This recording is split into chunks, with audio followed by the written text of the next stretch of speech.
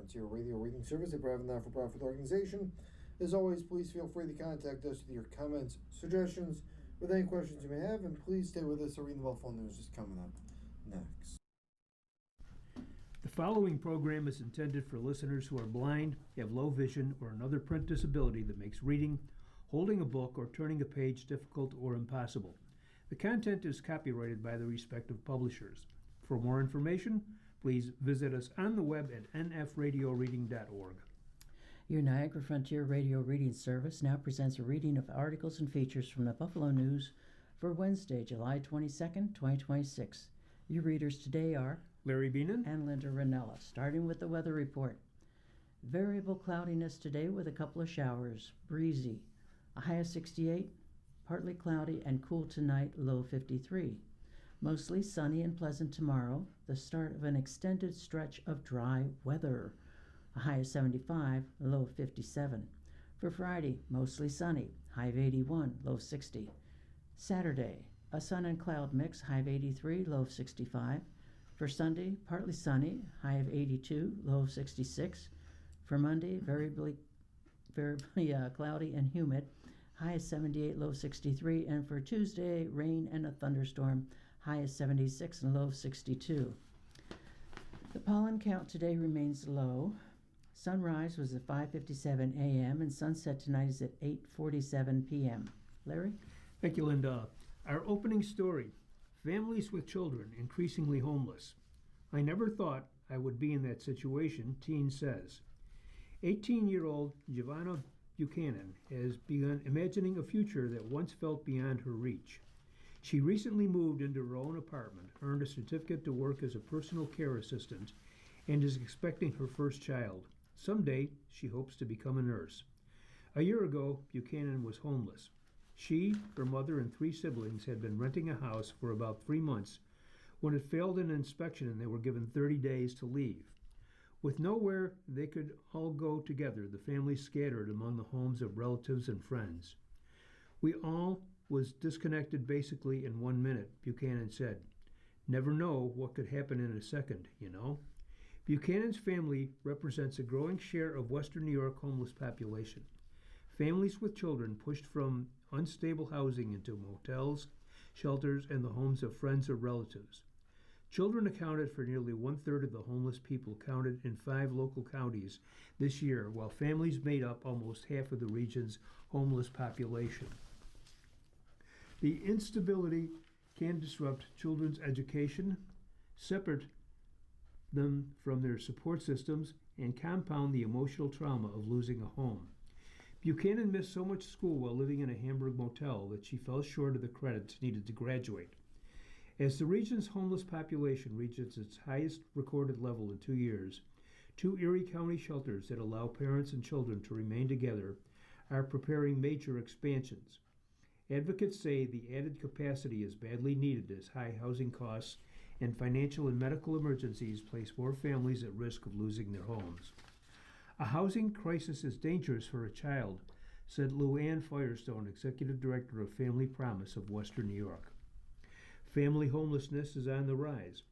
Western New York's homeless population increased 24% over the previous year, reaching its highest level since the Homeless Alliance of Western New York began collecting the data in 2005. Single adults accounted for 51% of the homeless population counted in Erie, Niagara, Orleans, Genesee, and Wyoming counties, while people living in family households accounted for 49%.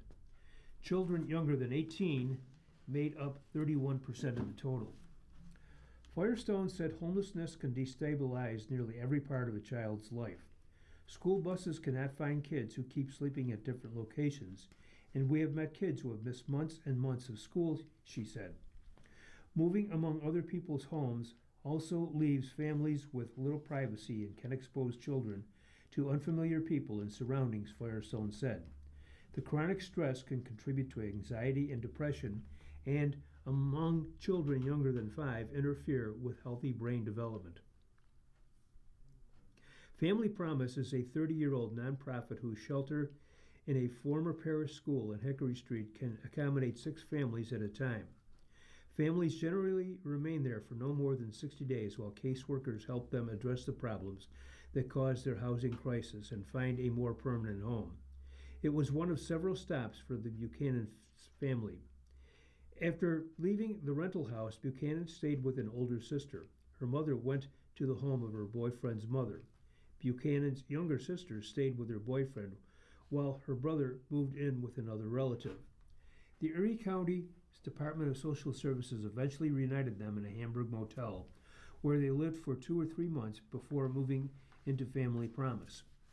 Erie County was providing emergency placements for about 300 and 350 individuals and family members in early 2025. County Legislator Lawrence Dupre said that number climbed to between 580 and 650 by July and August 2025 and has remained near that level over the past year, he said. Some people are sent to emergency shelters. When those beds are full, they are placed in hotels or motels. Housing crisis disrupts school. Living in Hamburg made it difficult for Buchanan to get to East Community School in Buffalo, where she was enrolled. It was only one bus you could take, and if you missed that bus, she said, shrugging. Buchanan said she told her principal and counselors what was happening.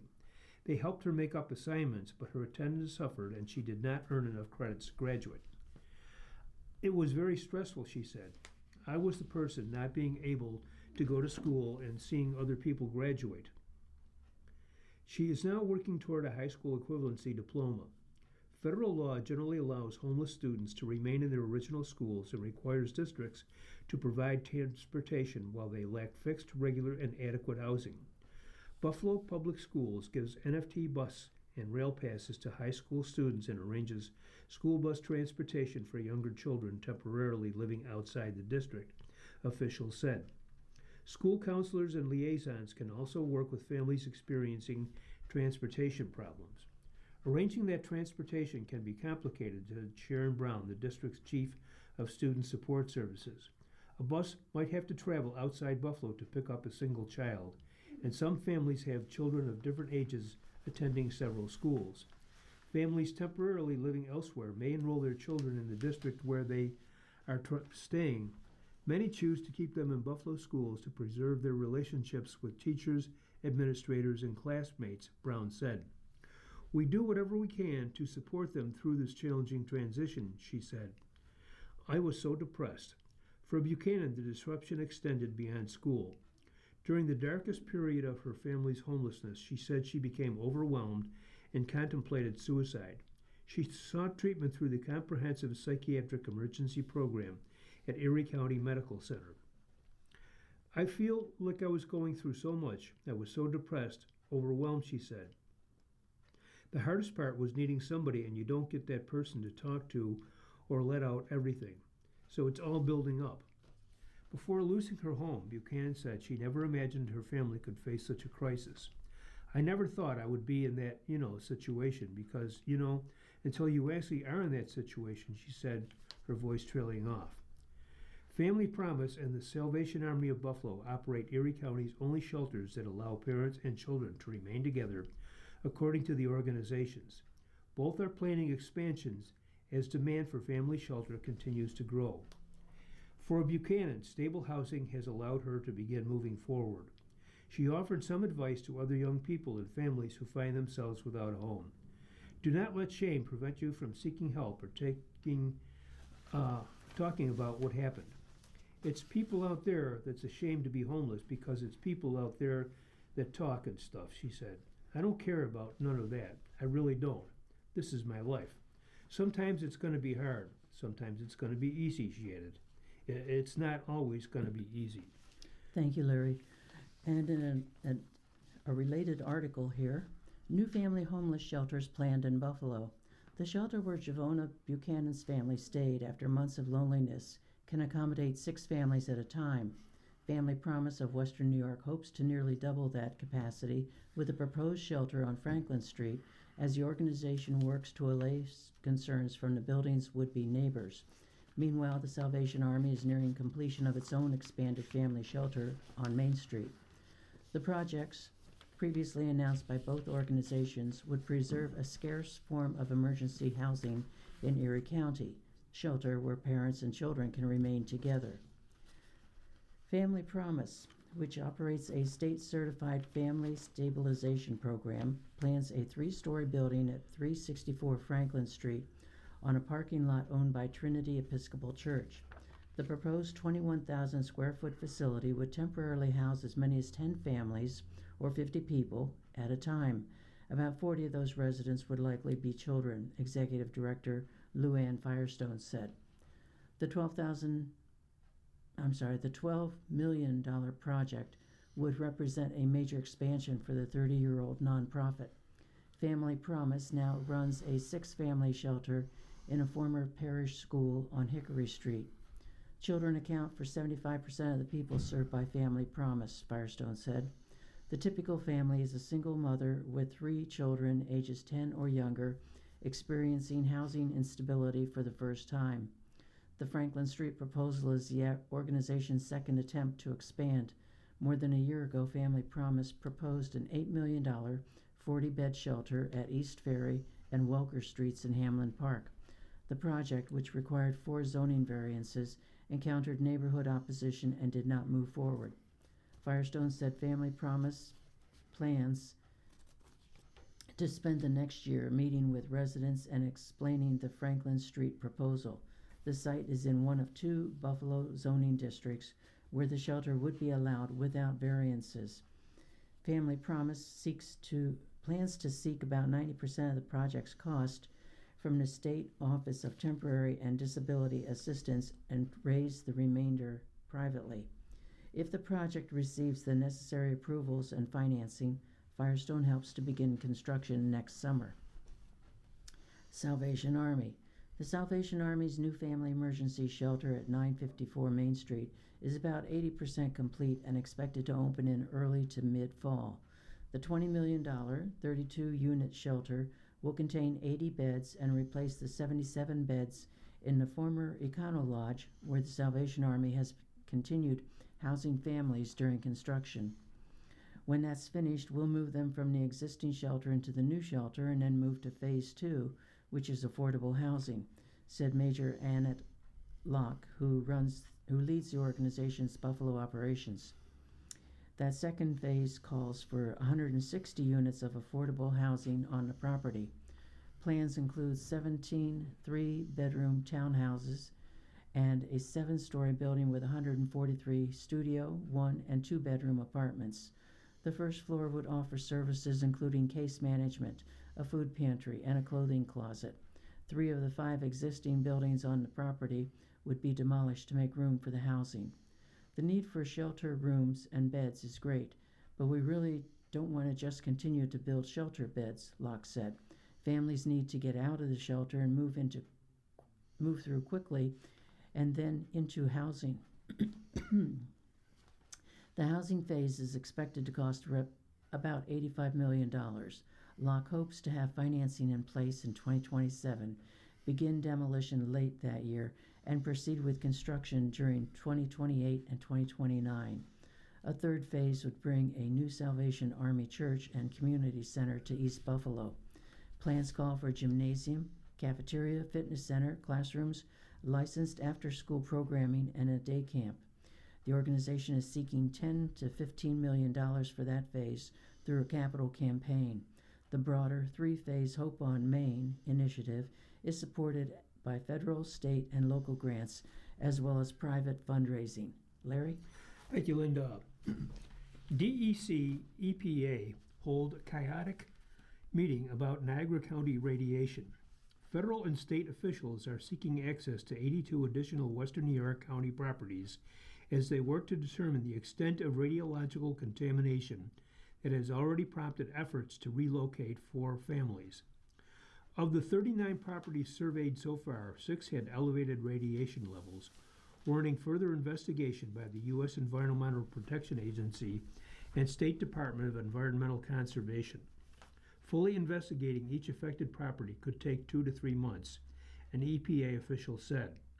Residents seeking faster action confronted officials Monday evening at the Niagara Falls Convention Center, where a public meeting about the contamination devolved into a shouting match. The four families are among 121 Western New York property owners who received letters from the EPA and DEC in March alerting them to elevated radiation levels detected on their properties. The letters sought permission for further investigation after aerial and vehicle-based surveys that began in October 2023. Would you let your little daughter play in a yard that has 900,000 counts per second? Yelled Trevor Bradley, whose yard was tested by EPA officials and found to have high radiation levels. We have 6 different kinds of engineers, nuclear scientists, and people with professions in this telling me I would not live there. I would not be there. Get your daughter out.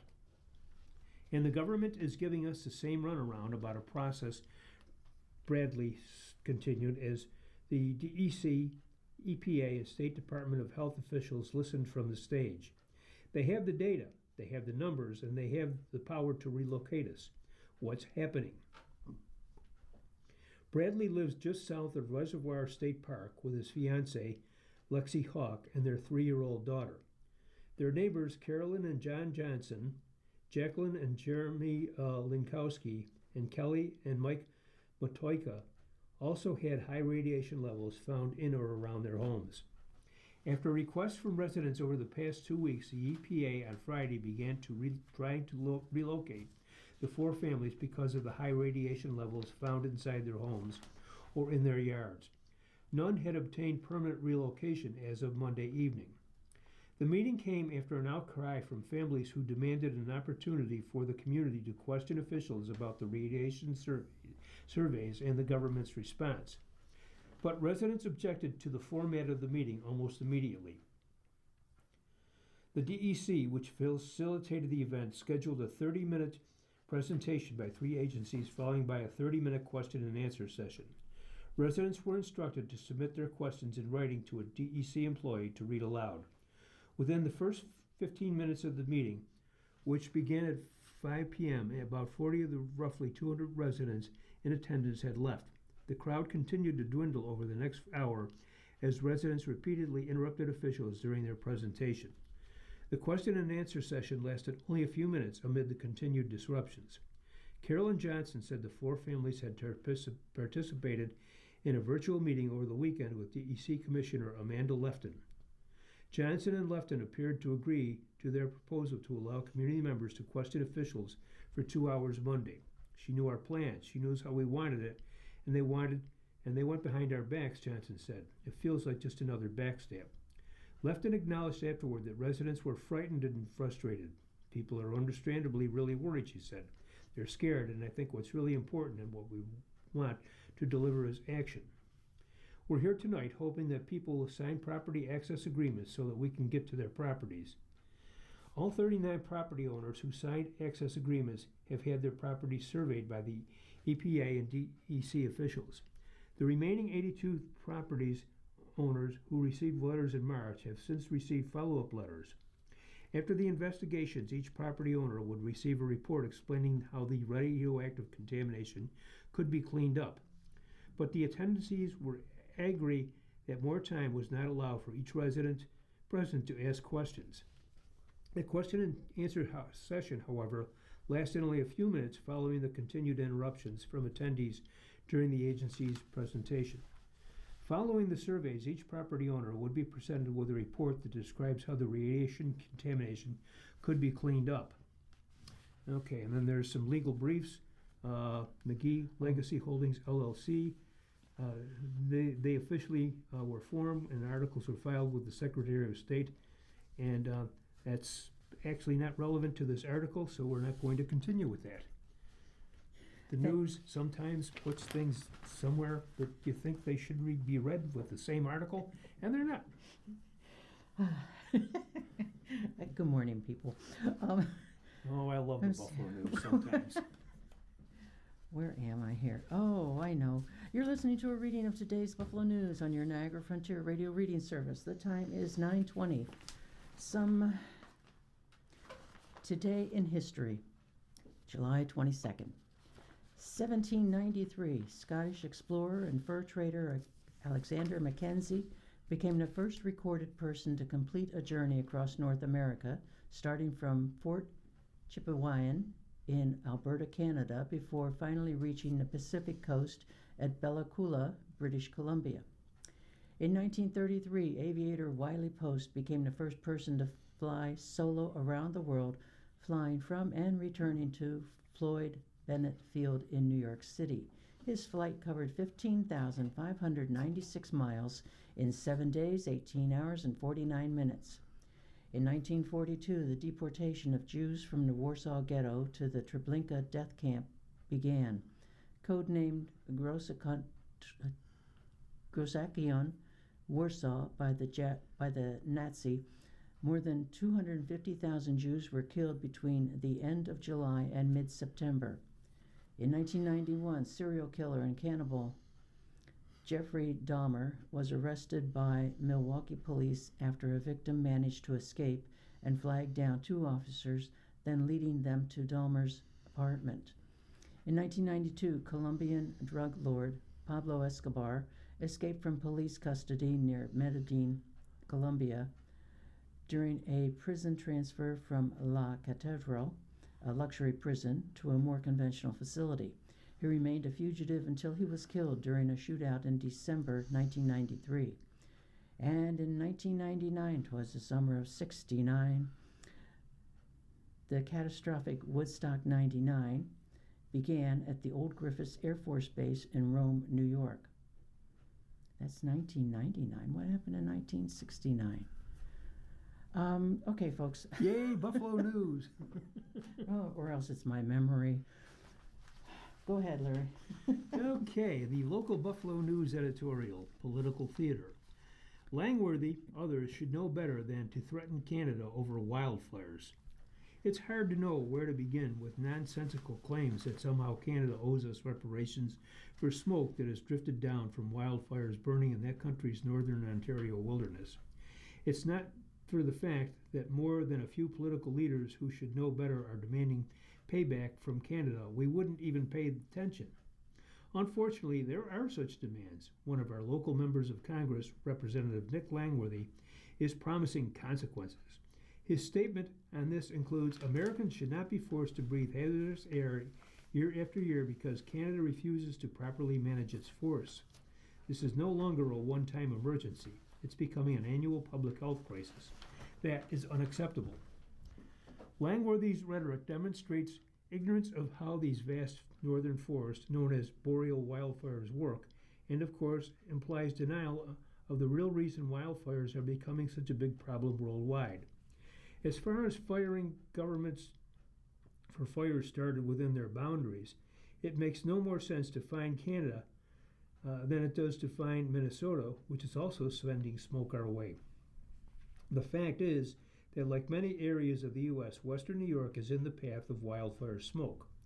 Those of us who looked at raging wildfire sessions in California and elsewhere in the West with pity, and yes, a bit of complacency, are now sharing some of that suffering along with most of the Northeast, Midwest, and even Mid-Atlantic regions. The hundreds of wildfires now burning across Canada have been making their presence felt with smoke, dangerously worsening air quality across the region.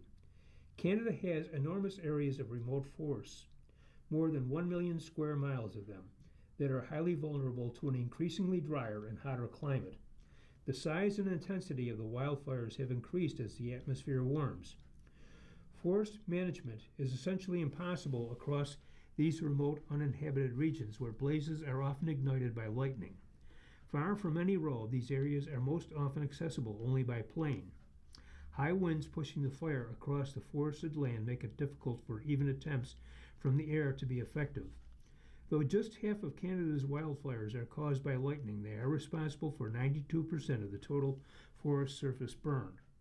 Canadians need help, not threats, to deal with wildfires that have burned more than 1.7 million acres across Ontario. Premier Doug Ford had it right when he remarked, "With all the assets the U.S. has, and he's, Trump, sitting there complaining, why don't you send up some water bombers? Why don't you start helping us like you would like we would help you in a heartbeat. Canada has helped many in such crises in the U.S. with water-bombing planes and hundreds of firefighters sent across the border to battle California blazes just last year. What Canada lacks, due largely to its decentralized political system, is a national firefighting strategy. Ford has called for one. Let's not forget that it's wildfire season in the U.S. as well. The smoke from fires in Washington and Oregon that's been drifting northward has just as much disregard for international borders as the smoke from Canada.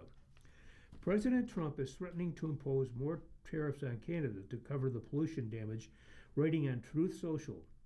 This is willful negligence and becoming a yearly occurrence, costing the United States billions of dollars, which cost this pollution must have necessarily be added to the tariffs Canada is currently paying. We've grown used to Trump's propensity to say just about anything regardless of its veracity.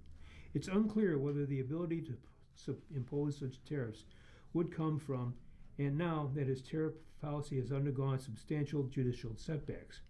Rather than threatening financial penalties, it would be much wiser for the president and those members of Congress who love to parrot his sayings to discuss how to help Canada and how to better address the real cause of these disruptive events, climate change. Thank you, Larry. Linda? Thank you, Larry. Some editorial cartoons. The first one is by Adam Zeiglis of the Buffalo News. And it shows a garbage tote up against a wall on the sidewalk. And it's labeled Buffalo School Board. But there's a fire coming out. The lid is raised back. There's fire. There's smoke coming back. There's papers being burned, like secrecy and sexual assault allegations. And there's two people walking by, and one has a surgical mask on to protect herself from the smoke. And the one says to the other, "And I thought the wildfire smoke was bad."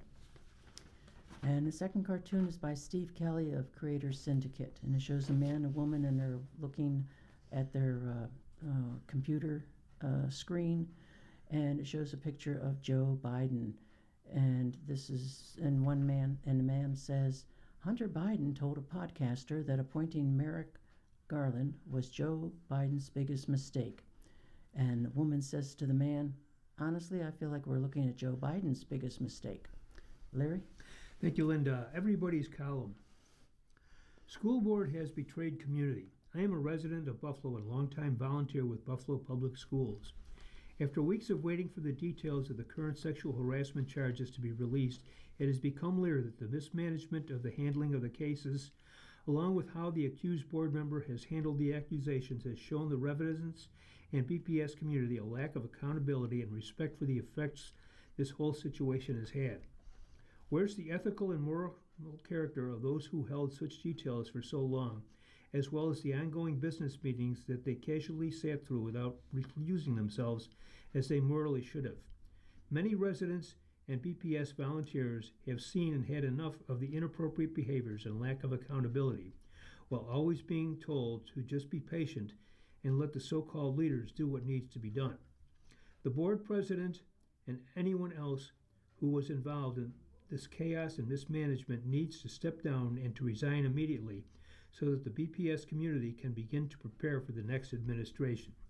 The BPS community deserves far better than what we have received, and we have had enough of the antics, but desperately in need of the changes. This from Denise Barr of Buffalo. Thank you, Larry. Trump administration is not an improvement. I am writing in response to a letter appearing in the July 12th news stating that Trump is an improvement. Over whom? Over what? Certainly over no U.S. administration going back decades, both Democrat and Republican. Maybe better than Hitler, maybe not. The writer brings up open borders, which have plagued administrations of both parties going back decades. The Biden administration had proposed a solution to the border situation, which had bipartisan approval. Trump asked the Republicans not to vote on it because he wanted to use the borders in his campaign. As for U.S. aid, millions of children and adults are starving around the world because of the cuts this regime made. Now, what we have now is a country off the rails. Higher prices on everything from gas to groceries to housing. People are being murdered in the streets of our country by ICE goons. A war in Iran was started with no end in sight. Democracy is under threat. Freedom of speech is under threat. Voting rights are under threat. The rule of law is under threat because the minions Trump put in these departments are only there to do his bidding. From where I'm sitting, we're in a country in crisis. The midterms are almost upon us. Vote accordingly. And this is from Susan Higgins of Buffalo. Larry? Thank you, Linda. U.S. moving away from democracy. What's the true American way? Police not masked and body cameras rolling, protecting citizens. What's the fascist way? Hide your face and don't wear body cameras. Years ago, people used to ask, what would Jesus do? Now, Trump and his Republican Party seem to be asking, what would Adolf do? Most ironic statement this year, Trump calling Iranian leaders liars and cheats. Why does Trump and his family need amnesty from the IRS? Maybe because they're liars and cheats. This from Robert Wilk of Niagara Falls. Thank you, Larry. You're listening to a reading of today's Buffalo News on your Niagara Frontier Radio reading service. The time is 9:31. Some opinion columns. This one is written by Nafis Alam, A-L-A-M, of InsideSources.com. War of words is won by he who is punched last, not hardest. Americans have stopped arguing to persuade. They argue to wound. Every news cycle is a fresh exchange of blows, and every blow lands on a citizenry that has forgotten what the original fight was even about. The country is split into two armies, each convinced it is fighting defensively, each convinced the other side started it. Researchers keep measuring the damage. Partisans increasingly describe the other side as a threat to the nation's survival. They marry across party lines less often, befriend one another less often, and would rather not live next door to people who vote differently. The uncomfortable part is both sides are correct about the other. The left threw a punch, so did the right. That is how a feud works. Cause and effect blur because all that remains is the punching. Ask any partisan why they swung last, and the answer never changes. They were provoked. They were responding. They were defending themselves. Retaliation feels like justice, which is precisely why it never stops. Consider boxing. In the ring, two trained fighters can trade leather until the final bell, and the judges still need a scorecard to tell anyone who won. Outside the ring in political life, there are no judges and there is no final bell. There's only the next round and a round after that, with the entire country absorbing body shots it never agreed to take. So here is a claim that will sound like surrender to almost everyone who reads it. The war of words will be won by whoever is willing to be punched last. One side has to absorb the final offense and refuse to fight back. Refusing to swing back is the hardest discipline a fighter ever learns. Anyone can throw a counterpunch. The body does it on reflex, before the mind votes. Choosing to lower one's hands while an opponent is still swinging takes a strength that retaliation has never once required. It looks like weakness from the cheap seats. It is the opposite. History already ran this experiment. The most durable moral victories of the last century, from Mahatma Gandhi's independence movement to the American civil rights movement, were won by people who trained themselves to take the blow and hold their ground without returning it. The photographs of human beings absorbing violence without answering it changed more minds than any other counterstrike ever could. The tribe that keeps score keeps fighting forever. The tribe that stops keeping score wins the country. Whichever side a person belongs to, the path to victory runs straight through the side's own restraint. The opponent's defeat was never the real prize. Self-command was. A movement that can govern its own reflexes can eventually govern a nation because it has demonstrated the one thing voters quietly crave in an age of noise, which is the ability to stay calm under fire. There's a deeper reason this works. Polarization feeds on symmetry. Each side needs the other to keep swinging because each incoming punch justifies the next outgoing one. Remove one fist from the exchange and the entire machine loses its fuel. The aggressor swinging at empty air does not look heroic. He looks unhinged and the audience notices. Firmness of belief and restraint of temper are entirely compatible, and the combination is far more formidable than rage. The choice is stark. The country can keep trading blows until the final bell that is never going to ring, or one side can drop its hands first and let the other throw at empty air until it tires. The first move belongs to whoever is brave enough to look weak in order to make the nation strong. Larry? Thank you, Linda. Following is Another Voice, and this is written by Jeffrey Friedman, attorney at law. Polarized society includes threats to judiciary. On July 10th, 30 retired judges marked America 250 with a bus tour. Their message? Warn Americans the rule of law in our country is in grave danger. On July 14th, Supreme Court Justices Elena Kagan and Amy Coney Barrett testified regarding the court's request for $228 million to enhance security. Both events were responses to threats.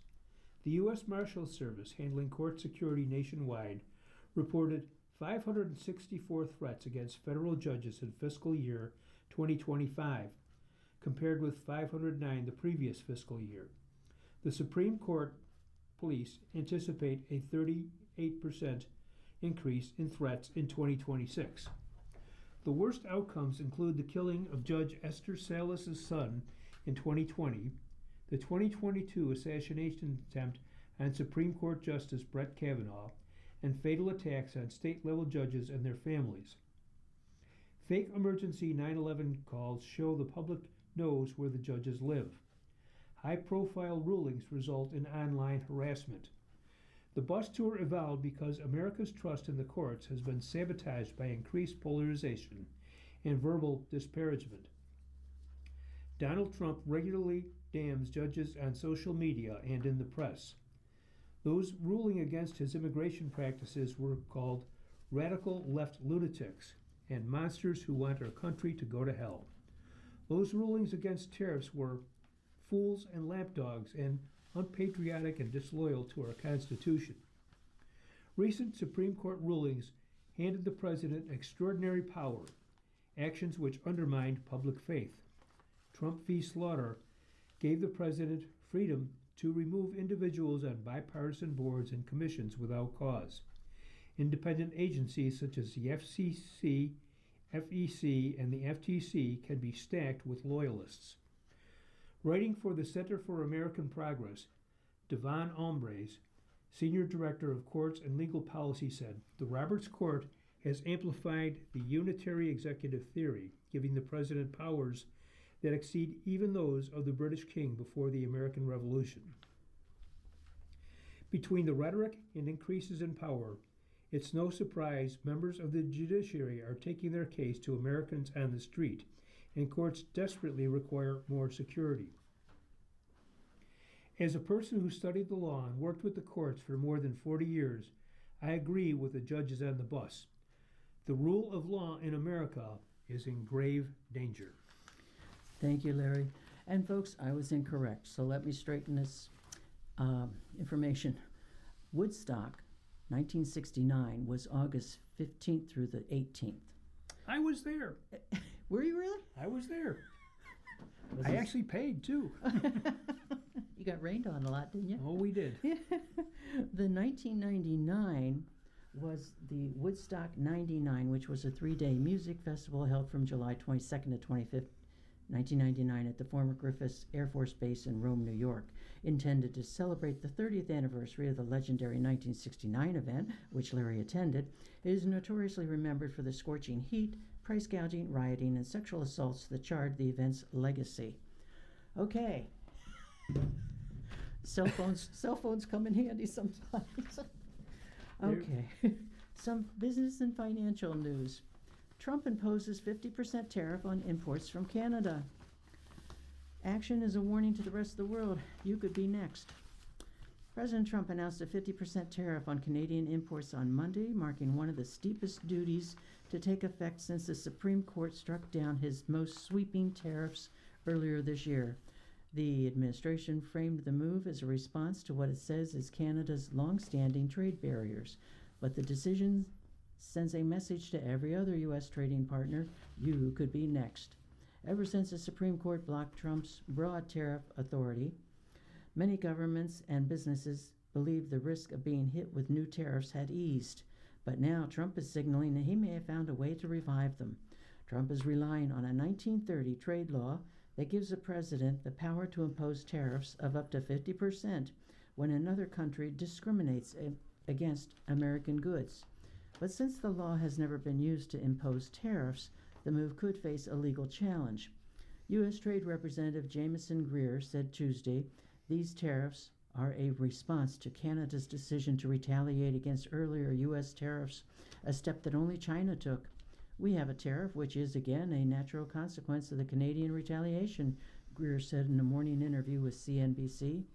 That rationale could have implications far beyond Canada. If the administration can broadly define what constitutes discrimination against American goods, it could have a new legal pathway to justify steep tariffs against countries whose policies, trade or otherwise, it opposes. That's exactly how the administration operated previously, until the Supreme Court ruled the administration couldn't exact higher tariffs under the guise of emergency economic powers. Now, the administration may be testing whether the 1930 law could be used to impose tariffs on other countries in the future. Stephen Brown, chief economist at Capital Economics, wrote on Monday. Trade experts at the Cato Institute have previously warned the statute could be ripe for abuse by a protectionist administration. Other countries are still going to need to take such threats seriously, said Greg Hussian, a trade attorney at Foley and Lardner. This is confirmation that President Trump is going to continue to use the threat of tariffs to achieve foreign policy ends for the rest of his presidency. Trump's latest threat also breaks with recent history in that goods complying with the U.S.-Mexico-Canada agreement are mostly shielded from new tariffs. For other countries, it may mean their standing trade agreements could be brushed aside just as easily. Ultimately, the stakes extend beyond trade negotiations and court battles. If these tariffs take effect on August 19th as planned, Americans could once again feel the impact through higher prices at a time when many were already feeling the strain of rising energy costs and other everyday necessities. Larry? Thank you, Linda. Apartments for seniors planned in East Aurora. A large vacant property in the village of East Aurora that was long zoned as industrial but never developed is being targeted instead for a senior housing project for more than 100 older adults. Young Development wants to construct a two-story apartment building at 260 Quaker Road, featuring 118 market-rate units for people aged 55 and older. It's similar to what Young has previously done with Katie's Place and Lily's Place, both in West Seneca, and with Sylvia's Place in Alma. But those senior projects are less than half the size of at 48 to 51 units each. Alma-based Young opted for a much larger building in this case because its market study showed a strong projected demand in the village, and particularly for market-rate units, not affordable housing. That's because the seniors living in and around the village don't want to sell their houses and move to West Seneca or Orchard Park, said Joseph Young, the firm's vice president. They want to sell their houses that they lived in for 40 years and remain in East Aurora. And he added, anyone who is going to be selling a house in East Aurora is going to get a windfall of cash, and they're not going to qualify for affordable apartments. Plans call for 95% of the units to be two-bedroom apartments of about 800 square feet each, with a handful of one-bedroom units at 650 square feet each. The complex will also include community rooms, a dog park, and walking trails throughout the property with connections to Quaker Road so residents can get to the nearby shopping center and the village itself. The Village Walk Senior Apartments would be built on a 12-acre site that Young has had under contract for a while, and which it recently got the village to rezone from industrial to residential to accommodate the proposal. The land is part of a larger 15-acre parcel with a building at the front of the site that houses Regal Rexnord's Delavan operation, a manufacturer of industrial motors and motion control equipment. At Regal Rexnord, formerly API Delavan, decided to split off the vacant land and put it up for sale through Howard Hanna Real Estate while retaining the smaller 3 acres in front. This is a project that we've been working on now for quite some time, Young said. The parcel has been vacant forever. Nobody has stepped in. They were marketing it as industrial, and nobody was biting at it for industrial. So we came in and said, let's take a shot at rezoning it. The developer originally proposed a 120 market rate complex, but officials and residents didn't want to see a need for that, Young said, citing a public meeting when 10 seniors in the village spoke out. That's when the firm went back to the drawing board, did our market studies, and determined there was a significant need for senior housing. The project still needs site plan approval and some zoning variances and a special use permit before construction could begin. It will be financed with equity and traditional loans, but no government incentives, Young said. Construction is expected to take 20 months. We're starting to see some progress, so it's pretty exciting, Young said. Thank you, Larry. The new American dream? Wealthy parents. For generations, the formula for getting ahead in America seems straightforward. Go to college, work hard, save your money, buy a home, and climb the economic ladder. Today, that formula increasingly depends on something many Americans can't control, whether their family has the financial means to help along the way. Without that support, many Americans face mounting debt and an increasingly difficult, if not impossible, path to home ownership and wealth accumulation. The dependence is especially pronounced among young adults, who are entering an economy that has become less forgiving. Breaking into the job market is tougher than it was just a few years ago. Everyday expenses are eating up a larger share of paychecks. Student loan debt continues to weigh on borrowers, and would-be homeowners are being pushed to the sidelines as high prices collide with stubborn mortgage rates. That reality is reshaping the role of family support.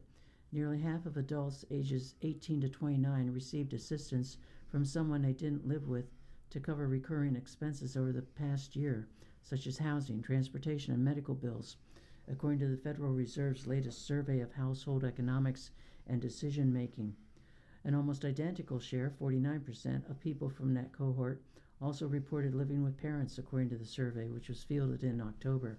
That's up 6 percentage points from 2022 and 12 percentage points from 2019.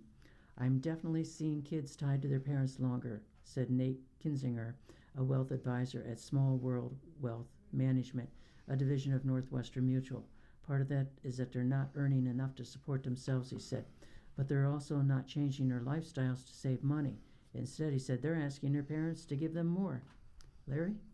Thank you, Linda.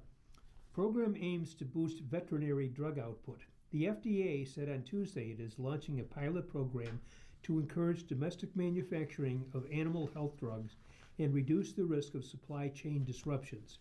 The Health Regulator Center for Veterinary Medicine said the initiative aims to prevent animal drug shortages. According to the U.S. Food and Drug Administration, the new program will prioritize reviews of animal drug applications where both the finished product and the active ingredients are U.S. made. Thank you, Larry. As part of our newspaper reading, we now present the day's death listings. If you need further information on any of these names, call us at 716-821-5555. That's 716-821-5555. Adams Robert. Albie Marcella B. née Foucault. Alexandra John R.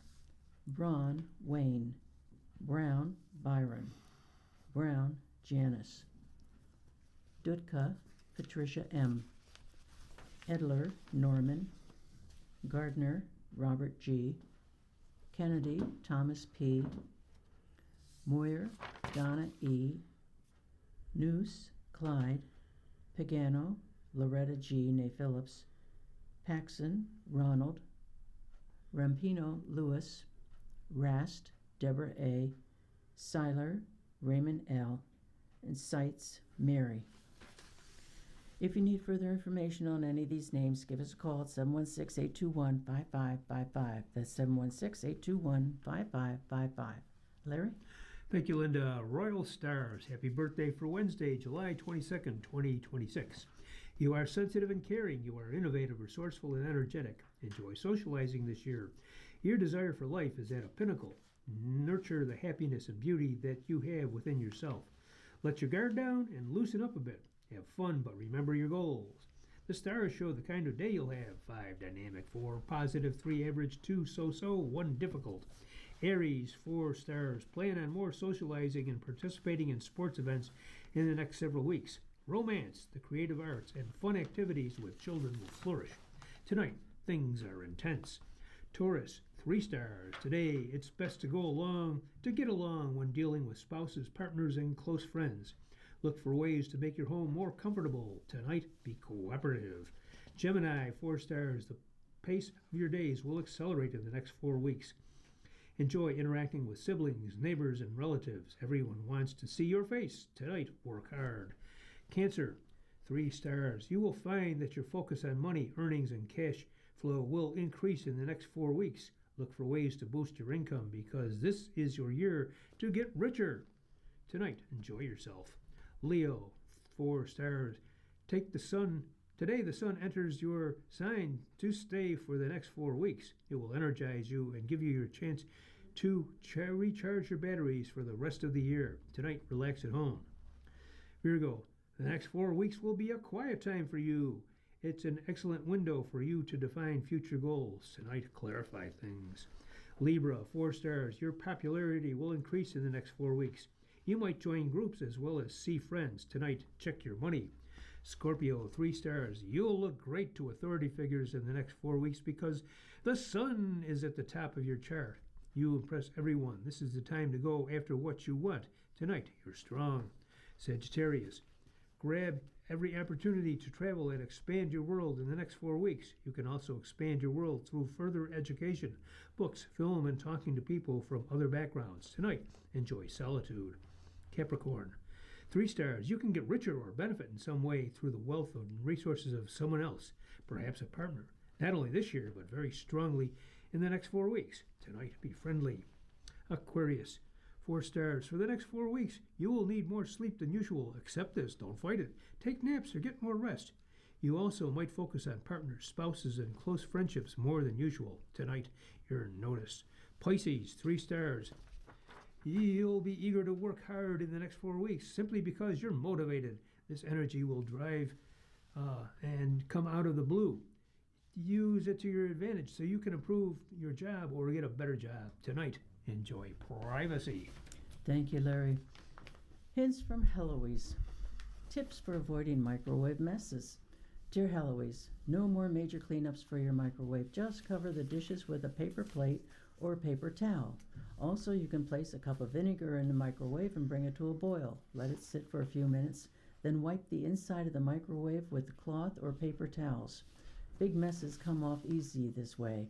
I read your column every day in the Roanoke Times, and that's from Thelma. Dishwasher Dilemma. Dear Heloise, my dishwasher has a screen basket which is designed to catch food particles that don't go out through the drain. Please be aware that if this basket isn't emptied regularly, it'll start to cause a smell. To prevent problems, please ensure that the screen basket is emptied on a regular basis. From Nancy via email.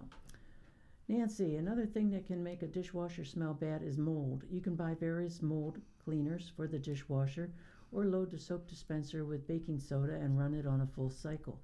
Either way, you should be using a mold cleaner about once every other month to keep the nasty black mold out of the working parts of your dishwasher and off your dishes. New fraud tactics. Dear Heloise, I work at a bank and lately we've been made aware of a new fraud tactics that are being used on people. Please make your readers aware of a few important scam tactics and some tips on how to avoid them. There's a scam where someone out of the blue calls and claims to be from a bank or credit card company or claims to be part of their security or fraud department. Or you get a text or email telling you to click on verification codes, usually from a company you've never heard of. Never give out sensitive information such as Medicare numbers, Social Security information, bank account information, PIN numbers, or passwords. If threatening language of any kind is used, such as locking you out of your account or threats of legal action if you don't respond immediately, don't panic. That's usually an intimidation tactic. Call the mobile app for bank issues or call the number that is printed on your credit or debit card. You might also have to look at on the official website or in some cases call your bank and ask for help to get to the right department. Never click on links or call phone numbers that are provided by a person who calls out of the blue. Stay safe and remember that help is available. You needn't be pressured to respond to anyone before seeking help. And that's from Stacy H. And Linda's tip here is just to say, if your phone rings and you don't recognize the phone number who's calling or the name of the person who's calling, just let it go to voicemail. You can always call them back. And let air inside. Dear Heloise, I also had a smelly dishwasher. It was because it closed very tightly and didn't get any air, so bacteria just multiplied. Now I leave my kitchen towel to hang over the closed door. It not only allows air to get into the dishwasher, but it's a great place to hold my kitchen towel. The same goes for kitchen garbage cans with tight lids. No air can cause an odor. The garbage can needs air to keep smells at bay, so try leaving the lid open when you can, and that's from Karen. Larry? Thank you, Linda. U.S., Mexico undertake more trade negotiations. Mexico City, U.S. and Mexican trade negotiators launched a third round of bilateral talks Tuesday to try to revise the North American trade agreement, just as Donald Trump said he would impose new duties on Canada. The talks, which exclude Canada, were set to run for 3 days and are the first formal discussions on changes to the U.S.-Mexico-Canada agreement since the Trump administration declined to extend the 6-year original trade pact on July 1st. The move started a clock to wind down USMCA within 10 years unless the three countries agree on changes. The U.S. Chamber of Commerce urged Trump to keep intact the USMCA's trilateral structure, tariff-free access, and strong enforcement that underpin the $1.6 trillion of North American trade. And Rubio to meet Chinese counterparts in Manila. U.S. Secretary of State Marco Rubio will meet with Chinese Foreign Minister Wang Yi on the sidelines of the Association of Southeast Asian Nations gathering, a U.S. State Department official said on Tuesday. The two will meet in Manila, where the foreign ministers from the 11-member ASEAN and major partners have gathered this week to discuss a range of global issues. Analysts have said Rubio, a meeting with his Chinese counterpart, was likely to focus on preparations for a second meeting between President Trump and Chinese President Xi Jinping after the two met last May. Thank you, Larry. You're listening to a reading of articles from the Buffalo News for Wednesday, July 22nd on your Niagara Frontier Radio Reading Service. We'll return for more readings after the short break. Your readers today are Larry Beenen and Linda Rennell. If you're listening to this publication online, you're probably using our website, a podcast player like Spotify or iTunes, a streaming service like Siro, or a smart speaker. Did you know that we now have a dedicated app that can be downloaded to any mobile device, like a smartphone or tablet, for free?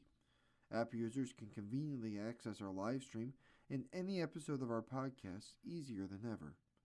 To download the app, just type NFRRS in the search window in the Apple App Store or in the Google Play Store. Contact us anytime if you have any questions by calling 716-821-5555, extension 5. Thank you.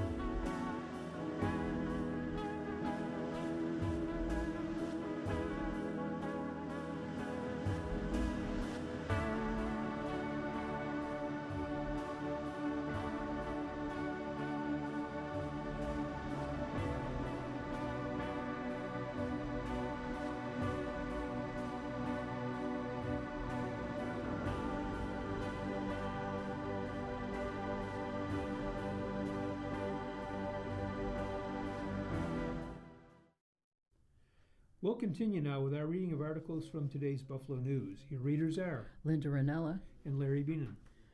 On to some local and regional news. Council asked Ryan to give officers more discretion on arrests. Several Common Council members want Mayor Sean Ryan to review a 2020 executive order from then Mayor Byron Brown that limited when police officers could make an arrest. Council President Joel Fioretto, joined by 5 of his colleagues, submitted a resolution asking the administration to consider reversing or amending the order that directed officers to issue appearance tickets rather than booking people accused of low-level crimes and holding them in custody until their arraignment. Fioretto said his office has recently seen an uptick in complaints about property crimes, particularly vehicle thefts and break-ins. We're just asking them to take a look at it and see what changes could and should be made, he said. At his meeting Tuesday, council members voted to send the measure to the Police Oversight Committee for more discussion. That committee is scheduled to meet once more this year on December 31st, though more meetings could be scheduled. A Ryan spokesperson told the news he was not available for an interview on Tuesday, but Ryan in a statement said his administration consistently reviews city rules and policies and has already started to look at the executive order directing police to issue appearance tickets for low-level offenses. As part of our ongoing review of city policies, we had already begun exploring whether the order's language should be clarified to ensure officers have the discretion they need to do their jobs while preserving the protections the order was intended to provide, Ryan said. Even if the council approves the measure, because the rule is the result of an executive order, it can only be changed or repealed by the mayor. Brown, in the summer of 2020, announced a package of policy changes that included not arresting suspects of low-level and nonviolent crimes. Brown's executive order came after months of protests in Buffalo and other cities across the nation in response to the police killing of George Floyd in Minneapolis. Among other policy changes, officers were instructed to issue stop receipts, explaining the reason the suspect was questioned or detained. Increased de-escalation training was among the other changes after Brown convened a task force to explore and suggest the new measures. Many of the new policies were already used by other municipalities aimed at curbing the disproportionate effects of aggressive policing tactics on low-income and minority communities. Niagara District Council member David Rivera did not co-sponsor this resolution, and neither did Council Majority Leader Leah Halton Pope nor University District Council member Rashid Wyatt. Rivera, a retired member of the Buffalo Police Department, recounted sitting in on hearings during 2020 as part of the task force convened to address community concerns over policing. He said he wants to make sure that the spirit of the reform is kept intact and that any changes do not allow for disproportionate application or of the discretion they would be giving back to officers. As we go forward in these discussions, I want to make sure that there are safeguards in place, that we use the same discretion on each and every offense, Rivera said. Halton Pope thanked Fioretto for adding some amendments she had suggested to the resolution to help safeguard against potential abuse and the use of discretion. I do think there is a benefit in having a wider conversation, Halton Pope said. Council President pro tempore Zanetta Everhart, who co-sponsored the measure, has recently advocated for the city to be more involved with young people, giving them more to do to prevent them from becoming involved in violence or other criminal activity. Still, she said there must be consequences when people commit crimes, and she said she has also seen an influx of calls and complaints about young people stealing and breaking into vehicles. Councilwoman Everhart is standing there with them because they're going to be responsible for their ridiculous actions, she said. But I am going to make sure that you have the resources that you need to become an upstanding citizen. Buffalo Police Benevolent Association President John Davidson, in multiple interviews with news outlets in recent days, pushed for the executive order to be reversed. In an interview with WKBW, he said officers may not even hold someone overnight, but complete appearance ticket paperwork away from the crime scene and release the person from custody. South District Council member Christopher Scanlon, another co-sponsor, said that while the city needs to make sure people are being policed fairly, he also wants officers to have the tools they need to do their jobs effectively. We don't want anyone disproportionately being impacted, obviously, but we also want to make sure that we're giving the officers the ability to make sure our communities are safe, he said. Ferroletto said that after 6 years, it is time to reevaluate the policy and consider whether giving officers more discretion when charging people with crimes could act as a deterrent, especially for repeat offenders. We're urging them to take a look at it and see what isn't working, what is working, and make some changes, Ferroletto said. Larry? Thank you, Linda. Some calling man accused in theft of Somali flag a patriot. GoFundMe raises $4,100 to help with looming legal bills. The Kenmore man accused of stealing the Somali flag that flew outside the Buffalo City Hall days before the 4th of July has raised $4,100 for his legal defense, with prominent conservative figures throwing their support behind him. Justin Iasa, 33, faces charges of criminal mischief and petty larceny after police say he damaged a flagpole in Niagara Square and stole the Somali flag that was raised in a July 1st ceremony. He's raising money for a legal fight that he said he's willing to take to the U.S. Supreme Court. This effort has received a boost from Republicans such as ex-Representative George Santos and Stephen Mahilou, the former Erie County Comptroller. Iasa declined a Buffalo News interview request, but spoke to Mahilou during a segment on WBEN AM last week. It's honestly sad to see how much America has changed since I was a kid in school, Iasa said on air. Every morning, standing with our right hand to our chest, over our heart, and doing the Pledge of Allegiance, one nation under God. A leading member of the Buffalo Somali community says he's saddened the annual tradition of celebrating Somali's independence was targeted this year by social media backlash and the flag theft. This kind of incident doesn't define Buffalo. Buffalo is a city built with diversity, respect, and inclusion, said Mustafa Abdo, a Somali native and treasurer of the nonprofit Heal International that sponsored the flag raising. I believe we are bigger than that. Flag, lack of fireworks linked. The incident happened about 12:15 p.m. July 2nd, one day after the ceremony that saw the Somali flag raised on a pole in Niagara Square next to one that always displays the American flag. This year, since January 1st, the Ukrainian, Irish, Greek independence, Buffalo Pride, Juneteenth, Somali, and Disability Pride flags were raised in ceremonies at Niagara Square, all without incident according to City Hall.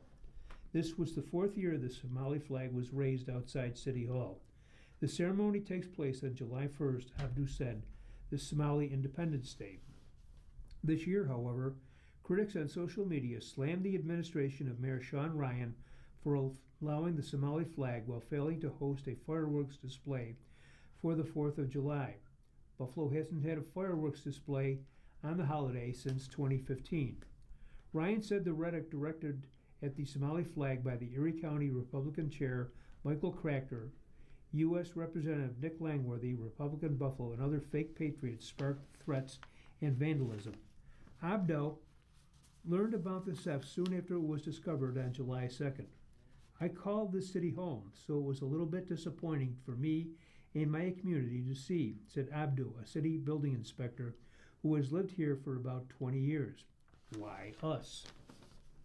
ESSA spars on social media. Buffalo police have released few details about the incident, including what led them to charge ESSA with damaging the flagpole and removing the Somali flag. Police records initially misspelled Issa's last name as Essa and listed the wrong street for his address in Kenmore. Iasa, who runs his own landscaping business, set up his GoFundMe page on July 9th. Let's be perfectly clear. This was never about race, and it never will be. It is about one principle. The United States of America comes first, Iasa wrote. On X, repeated by Essa, his argument the United States flag code requires a American flag to be displayed higher than another country's flag.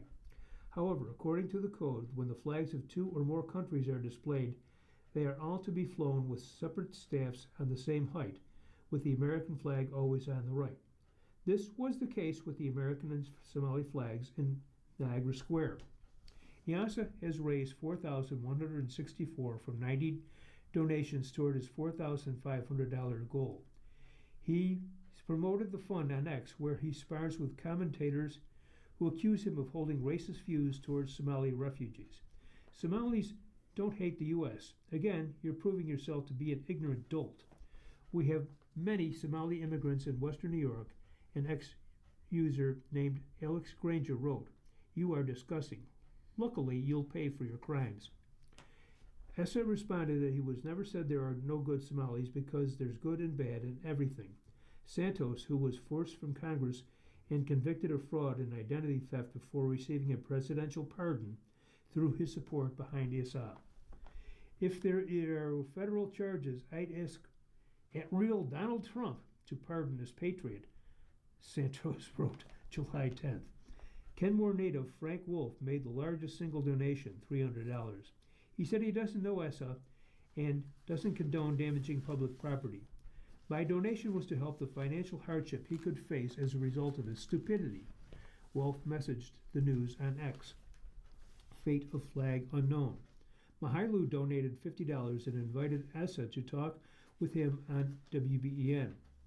We're going to speak in hypotheticals because I think you're a patriot. I really do, but I also don't want to get you jammed up because you've got an active criminal case, said Mahailu, who suggested Essa should be given the key to the city. Essa said he believes the real criminal is Ryan for allowing the Somali flag to be displayed at the same height as the American flag.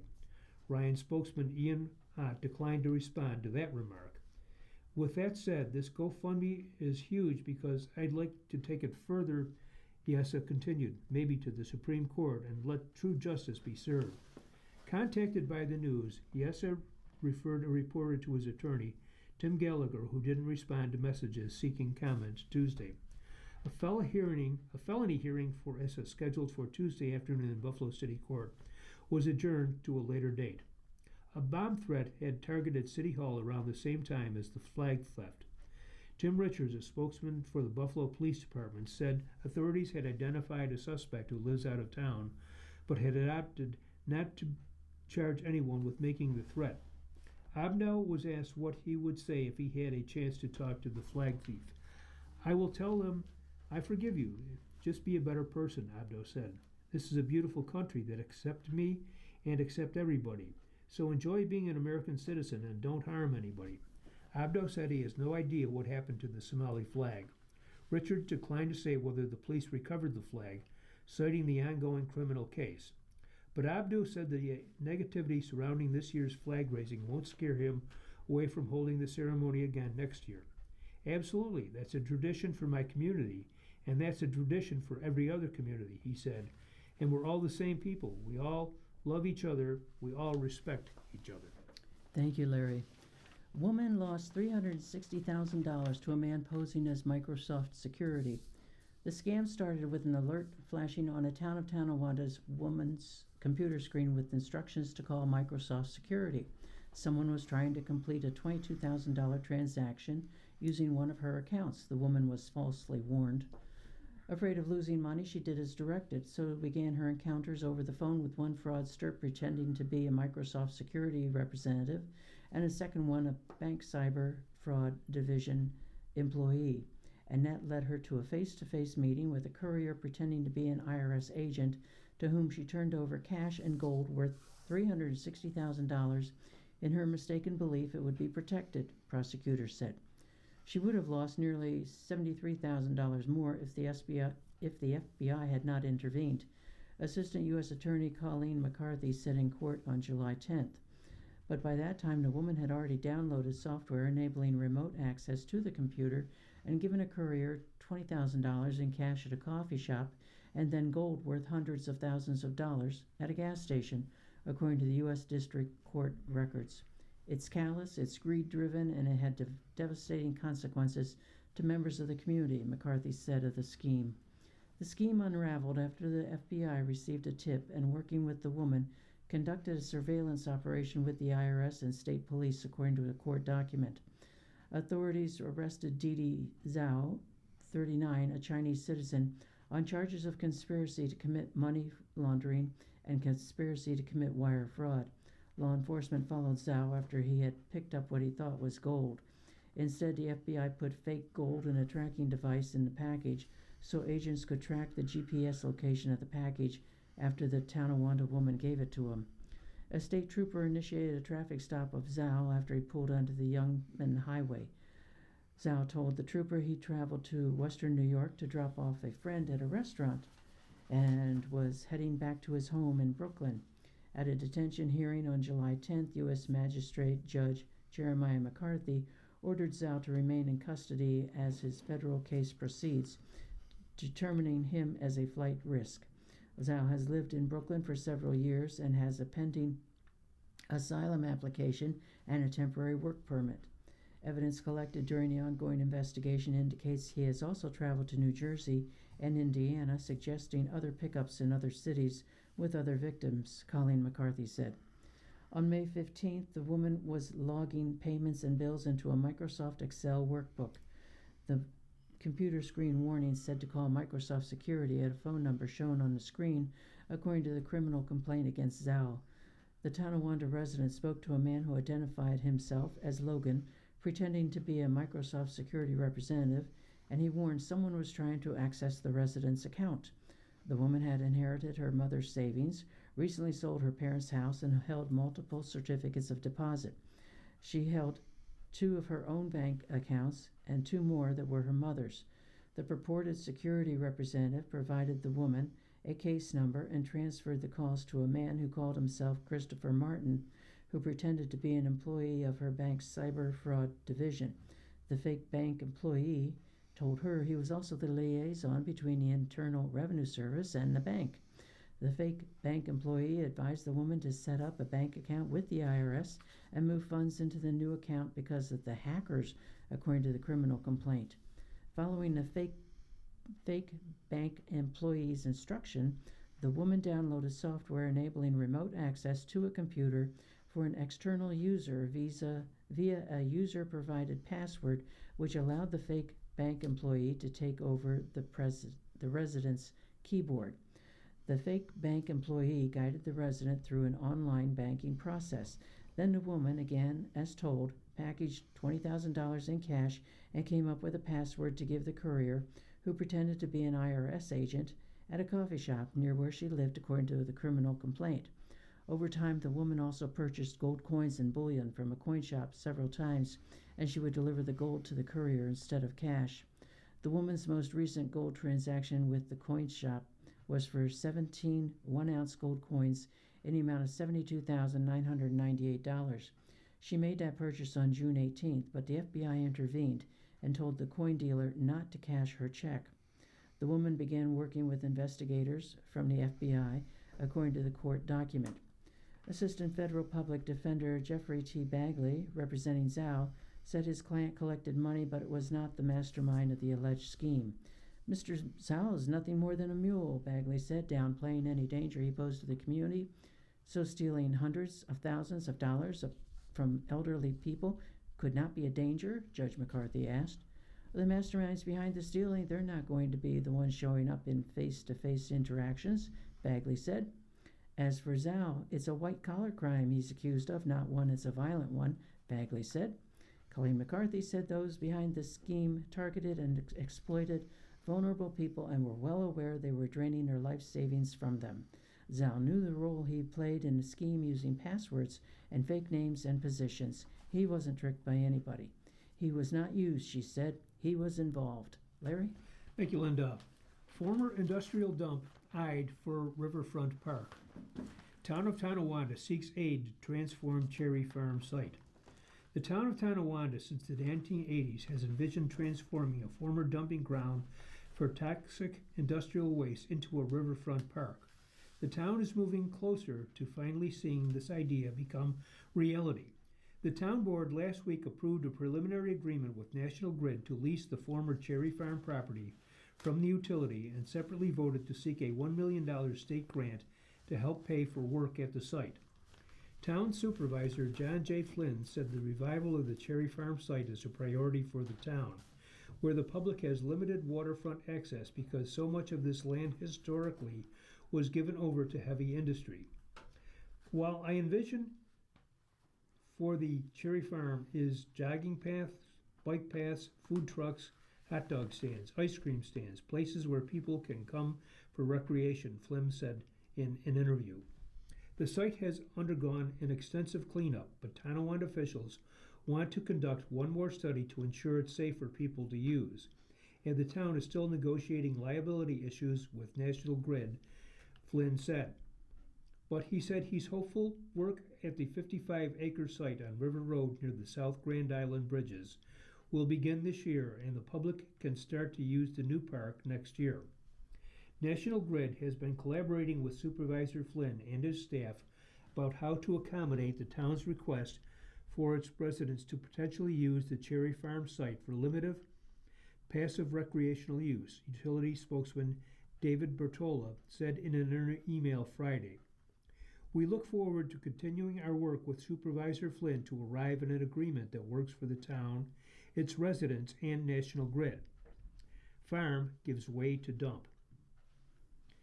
The property gets its name from Hamilton Cherry, who in the 1830s established a 300-acre farm along the Niagara River that included Strawberry Island and the former Rattlesnake Island.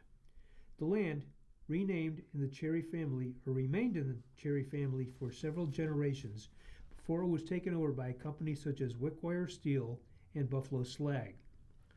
Wickwire, later the Wickwire Spencer Steel Company, built a massive steel mill that began operations in 1908. The plant had 1,400 workers and was a major part of the town's tax base when it shut down in 1963. The 55-acre former landfill, eyed by the town as a future park, sits at 4290 River Road between the A. Dewey Pile Truck Terminal and Wholesome Tonawanda Ready Mix, a concrete supplier. Niagara Mohawk Power Car, now part of National Grid, bought the property in the early 1970s as a potential site for disposal of incinerator ash from its Huntley generating station, which is about 1 mile to the south. Niagara Mohawk never used the property, however. The site was a dumping ground for byproducts from the steel manufacturing process until the steel plant closed, and then for the next 7 years it took in waste from area companies. Companies that used the Cherry Farm property as a dump in the 1960s include Occidental Chemical, General Motors, and Dow Chemical, according to previous reports. Later testing found various organic compounds, including some cancer-causing chemicals, at the property, and the United States and Canada identified the site as a source of contamination of the Niagara River. The start of remediation work was largely completed in 1998 at an announced cost of $10 million, split among Niagara Mohawk and other former site owners and users. The work generally involved putting a 2-foot cap of new soil and a fabric base on top of an existing soil at the site, along with wells to prevent groundwater from seeping to the surface, officials said previously.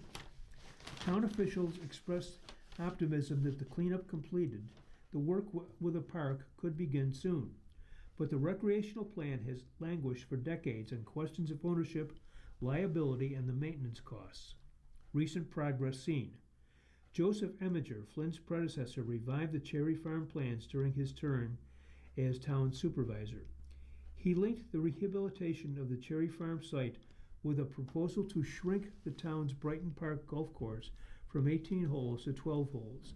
This land swap, building a new park at Cherry Farm, would offset the loss of park land at the golf course, would make way for the construction of up to 175 single-family homes at Brighton and bring in badly needed property tax revenue, Eminger said.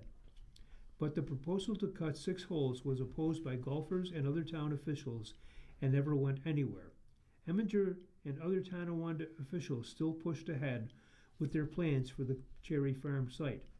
Talks with National Grid culminated in a letter of intent between the town and utility that the Town of Tonawanda Board approved last week. Flynn said his memo outlines what a lease agreement with National Grid would look like. Under the tentative plan, the town would pay $25,000 per year for 10 years to lease the 55-acre site from the utility, Flynn said. The town is looking to add bike and walking paths, picnic pavilions, boat launches, and other recreational opportunities at the property, which is more than 2,000 feet of Niagara River shoreline. Because of the cap that covers the site, crews can't dig into the soil at Cherry Farm, and any work is limited to what can be built at ground level, such as a pavilion or amphitheater built on a concrete pad, Lynn said. The town wants to see the results of one more environmental study before beginning work at the site, the supervisor said, just to make sure that someone's not going to turn green having a picnic out there. Flynn said dryly, I can't have that. Can't have anyone getting sick. Obviously, so we've got to make sure of what we can do and what we can't do, and then once we get that done, then we can enter into a formal lease agreement with National Grid. The town also must finish negotiating who would bear liability, the town of Tonawanda or National Grid, for any future issues at the property. Their lawyers are going to want language in there that covers them as far as liability, Flynn said. And we can't just take on all of the liability, okay, because we don't own the site, so we know we've got to have a give and take on the liability there. As long as the environmental study and the liability negotiations aren't delayed too much, the supervisor said, he expects at least a portion of the park to be ready for public use next year. Hopefully next summer, Flynn said. The town board also voted last week to apply for up to $1 million from the State Environmental Protection Fund Local Waterfront Revitalization Program to help pay for improvements at the site. Linda? Thank you, Larry. You're listening to reading of today's Buffalo News on your Niagara Frontier Radio reading service. The time is 10:27, just time for two articles. The first one is just a short, now that I lost the page.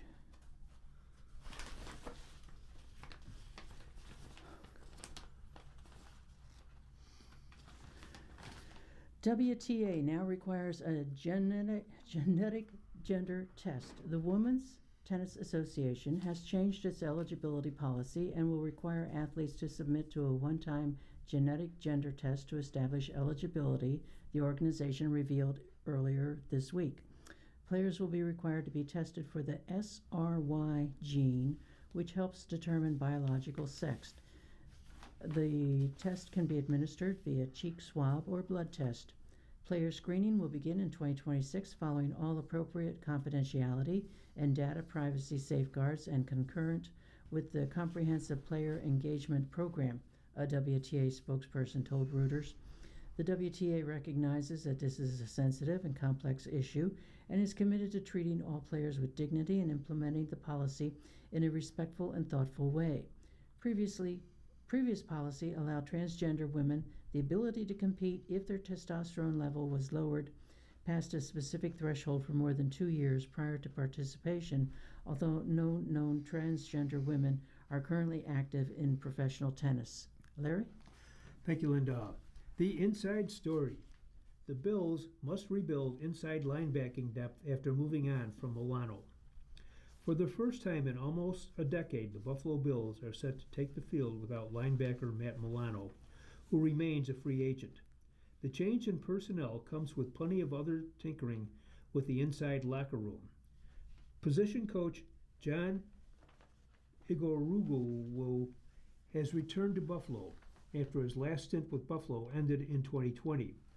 Igorugwu gets to know the new-look Bills. He's excited to put his stamp on this particular group of inside linebackers. Just an opportunity to be able to learn something new has been great, right?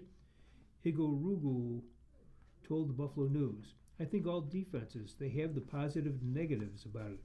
I think I love the way this one attacks and the multiplicity of it, so I'm excited about it. The room is led by team captain Terrell Berard, a fifth-year pro who had off-season surgery on his ankle, an injury he battled through last season. Defensive coordinator Jim Leonard has been impressed with the veteran. He's a pro, Leonard said in May of Bernard. Obviously, coming off an injury, he's a little bit limited in what he's doing on the field right now. But everything in the classroom, the meetings, the communication, the focus level he has, it's really impressive to see every day. As he continues to get healthier, we know what he is on the field. It's not a rush. He's a person that you know what he can do, and half of it is the leadership, the intangibles as far as communication on the field, in between series. He kills that. We're being smart with the ankle. Go full at camp is what we expect. Bernard was hampered by injuries last season, but the Bills coaches and front office have their trust in him. Outside Bernard, though, there are some questions. Does the group have enough depth? Is Dorian Williams ready for his next step? Can a room filled with undrafted players make an impact on his defense? Igor and Leonard certainly believe they have the right guys on this team in this post-Milano era. But for these quarterbacks of the defense, there's still plenty on the move. On the roster, 8. Terrell Bernard, Jimmy Ciarlo, Dorian Williams, Joe Andreessen, Keonta Jenkins, Demetrius Flanagan-Foles, Caleb Alarms Orr, and Theron Gaines. How many on the final 53? 4. Bernard, Williams, Andreessen, Alarms Orr. Most impactful offseason move, drafting Alarms Orr. It's unclear how quickly Alarms Orr can make an impact on the defense, but Bills general manager Brandon Beane believes the rookie has plenty of upside. The selection was the main way the Bills addressed inside linebacker this offseason, and if Williams can secure a starting role, Alarms Orr will get the luxury of a ramp-up period to the NFL. Look for him to contribute on special teams as he studies the defense, but don't write him off as just a special teamer. Physical and with a high ceiling, he could make some noise as a rookie. Biggest question in camp: can Williams overcome his injury to earn a starting role? Coach Joe Brady anticipates Dorian did get injured, but Dorian's handling everything the right way, so he'll be ready in June.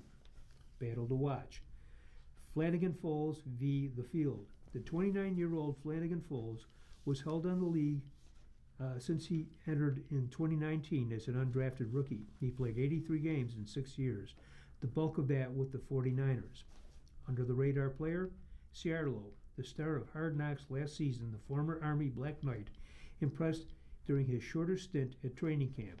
He didn't join the Bills until last August 6, but he has acclimated quickly. While Ciarlo was eventually released by the Bills, the team signed him to the future reserves contract a few months later in January. Thank you, Larry. Moving on to asking Eric. Boyfriend wants girlfriend to stay behind with him. Dear Eric, I'm going to college out of state in the fall. My boyfriend was supposed to go to the same school as me, but now it looks like he's going to have to defer because of money. We've been together all through high school. Now he's telling me he wants me to defer too so we can be together. He's being nice about it, but it says it really bothers him that we'd be so far apart. The school is a 6-hour drive away, and driving seemed like the best way to see each other since I can't afford to fly back and forth. It's really making him depressed, and I don't like seeing him that way. I care about him so much, but I have been really looking forward to starting college and trying something new. I worked really hard in high school. Not that he didn't, it's just not fair. He says he's going to get a job here, and he said maybe we could get an apartment together. Well, that sounds fun, but it's not what I want. Can you tell me what to do, to stay or go? Dear stay or go, I'm going to refrain from telling you what to do because in your letter you've already told me what you want to do. You wrote that you don't want to stay in your hometown right now. You wrote that you want to go to school in the fall. That suggests, should you change your mind and stay, you risk resenting your boyfriend for the choice could make your relationship worse, not better. This is a tough moment in his life, and he may have to do some work internally to accept what's happening. He may feel envious of you and the experience you'll be having while at college. It may cause friction in your relationship for a time. But you can't avoid friction by just doing what he wants, because the problems that created this situation won't go away without him doing the work he needs to do. Your presence may make him feel better, but it won't undo the financial situation he finds himself in or his feelings about it. Moreover, it's not your job to solve the problem. Right now, the job in front of both of you is moving into adulthood in ways that challenge you and help you to grow. That growth is going to help you be more well-rounded people and better partners for each other. Many couples have done the long-distance thing. As you probably know better than me, there are so many ways that technology can connect us when we're apart. He's going to change, you're going to change. Share those changes with each other, and next year when he joins you at school, you'll both be in a much better position. Dear Eric, I have an acquaintance, B, who asks very inappropriate questions, and I would like to tell her, but I don't want to make her feel bad. She does have a bit of a reputation for not understanding limits. A neighbor to both of us was dying a couple of years ago and was under hospice care. Every time I encountered B, she asked if he had died. Now my husband is in hospice, although he may be discharged soon as he is doing well. When I reluctantly told B that he was in hospice, she said, "Is he dying?" In shock, I responded that we are all dying. She brushed me off and repeated her question. I repeated my response.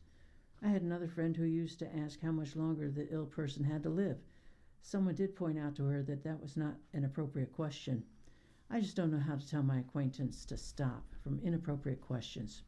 Dear questions, it's possible that your acquaintance thinks of the questions she's asking in a different way. She may think she's just asking for information or trying to understand someone's medical situation, or she may misunderstand hospice to be only for people who are going to die soon. She may have trouble picking up on social cues, so telling her how her questions are landing with you could be helpful. Use I statements to express yourself. When you asked if my husband was dying, I felt frustrated or hurt or angry because our focus is on his continued life. I don't respond well to that question. If you're curious how he's doing in the future, would you please ask, "How is he?" instead? By keeping the conversation about specifics and by letting your acquaintance know how you'd like future conversations to go, you empower her to adjust her behavior without getting drawn into a back and forth about her questioning quirks more generally. Larry? Thank you, Linda. Doctors cringe over looming changes to Medicaid. Alice Thornton has spent more than 2 decades treating people living with HIV in Lexington, Kentucky. Her team tends to cringe anytime it hears about patients having to fill out lots of paperwork, like when applying for Social Security disability payments, because it can be a difficult, burdensome process. Thornton tries to support her patients, she said, but understands the limits of her training. A lot of times the forms are so complex that I don't really know what's the true definition of what this form is asking me, she said. We refer them to a disability provider. Doctors, including Thornton, worry they'll see more of those kinds of requests because of coming changes to Medicaid and the government health insurance program for people with low incomes or disabilities. Starting January 1st, in most of the country, some enrollees, mainly adults without dependents, must prove they're working or performing other qualifying activities 80 hours a month. Final regulations issued in June say people can obtain an exemption if they're medically frail or too sick or disabled to work, which may require them to submit documentation from a medical professional. That standard prompted a lawsuit at the end of June from dozens of mostly Democratic-led states and has Thornton worried it could force her and her staff to assess things like how much a patient can lift or how far they can walk. If I'm asked, is this person medically frail, what does that even mean? Thornton said, I don't know, and I've been doing this for 25 years. Last year's Republican tax and spending law, known as One Big Beautiful Bill Act, established the work rule, which will affect an estimated 18.5 million Americans when more states start enforcing it. The mandate is expected to cause a large number in the increase of people without health insurance than any other part of the law, notes KFF, a health information nonprofit that includes KFF Health News. Doctors say they aren't trained to accurately assess whether someone's health keeps them from working. Many don't have time to handle another administrative task that takes them away from patient care, and being involved in whether someone gains access to public benefit undermines the doctor-patient relationship, several doctor groups and physicians said. When you introduce unnecessary, non-evidence-based, confusing and bureaucratic policies into clinic care, it is just raising the level of moral distress for providers, said Christopher Chen, a senior healthcare advisor at the consulting firm Manat. The Centers for Medicare and Medicaid Services declined to respond on the record about doctors' concerns, but the agency confirmed that enrollees may need to get documentation from a clinician to prove they're too sick to work and said states would make final determinations. The Trump administration has previously said states should use available data sources, such as medical claims and payment data, before making patients submit proof of medical frailty from a provider. Documentation should be relatively easier to provide, Mehmet Oz, the CMS administrator, said during a June 1st press call. But deciding whether a patient is too sick to work is a subjective, high-stakes decision, said Chen, who also practiced as a hospitalist at Valley Medical Center in Renton, Washington. We're trained to take care of people, he said. We're trained to learn about someone's symptoms, make diagnoses, treat them. We're not trained to make these kinds of work determinations. When they apply, and every 6 months thereafter, Medicaid enrollees subject to the rule will have to prove that they're performing the minimum monthly hours of qualifying activities, or will likely have to prove as frequently that they qualify for an exemption. If states can't find sufficient evidence that someone is too sick to work, that person will be able to self-attest to it under penalty of perjury, but only for a short time. States may take someone's word that they are medically frail twice in 27, and only once in 2028. Last month, 25 mostly Democratic-led states sued the Trump administration over the final regulations, arguing that medical frailty standard would be too hard for enrollees to meet and for states to assess. The standard, they argue, requires state Medicaid agencies to take on the role of occupational medicine sports experts, or adds that burden to physicians who are not necessarily trained in occupational medicine. CMS declined to comment on the litigation. The Trump administration has crusaded against fraud in government health programs, including Medicaid. It recently charged hundreds of defendants, including medical professionals, over more than $6.5 billion in alleged fraud schemes. CMS has said it will keep a close watch on how states administer the work requirements and may take corrective action if states step out of line. That has doctors concerned about the potential repercussions if they incorrectly assess whether someone is too sick to work. As far-fetched as those worries might be, said Rahul Benjani, a primary care and addiction medicine physician and researcher at Brown University. We, using our imaginations, wonder if someone is auditing these forms in the background and if they're going to reach out to the licensing board. The country is short thousands of primary care providers, and it could be hard for people seeking an exemption to find a clinician to help them document that they're too sick to work, doctors said. It will be even more challenging for someone without insurance, said Jennifer Wagner, who researches Medicaid eligibility at the left-leaning Center on Budget and Policy Priorities. How could an applicant who doesn't have health coverage get a doctor's note? She asked. The American Medical Association, the nation's largest professional association of doctors and medical students, lobbied federal officials to change the standard for documenting medical frailty in the days before the final regulations were made public. In May, the AMA sent a letter to Oz, the CMS administrator, arguing that forcing doctors to attest to their patients' ability to work wouldn't just be an administrative headache, but it would affect the way they interact with those in their care.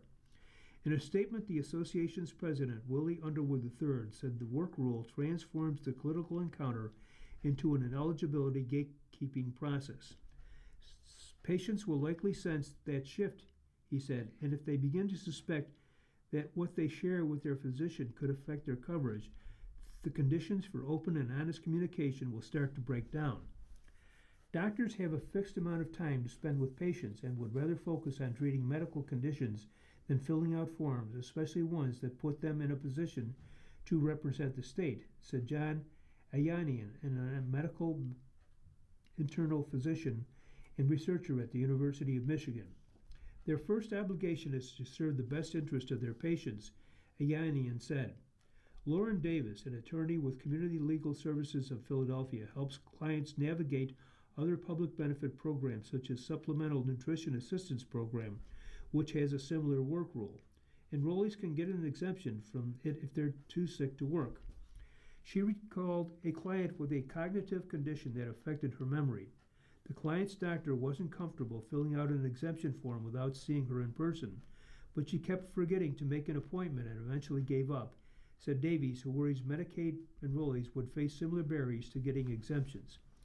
This person is eligible, Davis said. The reason that they are not able to work to get what they need to know to show that they're eligible is because of their medical condition. Linda? Thank you, Larry. Watchdog agency sounds alarm over U.S. role in Ecuador. Human Rights Watch is pressing lawmakers in Washington to open inquiry into America's growing security role in Ecuador, arguing that joint counter-crime missions have unfolded with far too little oversight and too few safeguards to keep civilians safe. The watchdog group laid out its case in a nearly 100-page report titled A Dangerous Partnership: Abuses, Unanswered Questions, and U.S.-Ecuador Security Cooperation. The documents claim that Ecuadorian troops tortured civilians during a joint operation near the Colombian border, and it raises pointed questions about mysterious drone strikes on Ecuadorian fishing boats in the Pacific, attacks whose survivors say ended with their being held aboard a ship crewed by armed Americans.